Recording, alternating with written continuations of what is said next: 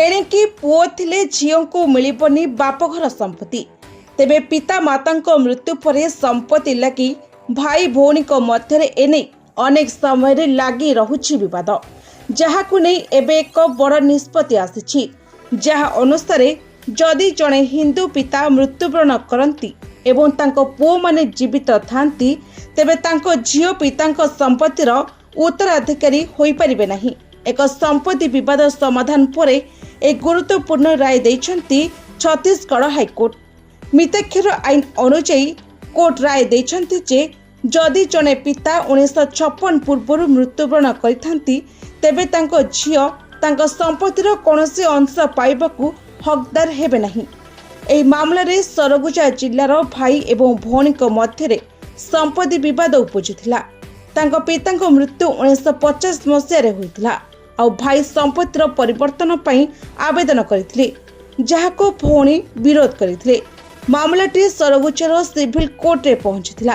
तेबे कोर्ट दाबी को खारज करी कहिथिले जे पितांको मृत्यु 1956 पूर्व होइथिबारु आवेदनकारी भौणी संपत्ति पाई परिबे नाही।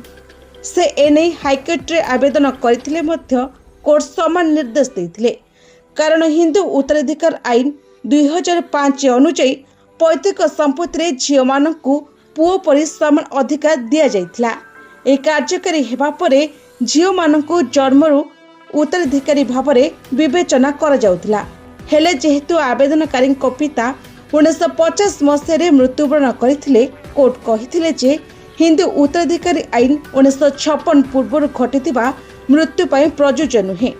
कोर्ट उल्लेख करिसेंती जे जेतेबेले मिताक्षर आईन द्वारा परिचालित जड़े हिंदू 1956 पूर्व मृत्युवरण करती तांकर पृथक संपत्ति संपूर्ण भावरे पुओ उपरे न्यस्त हेबो।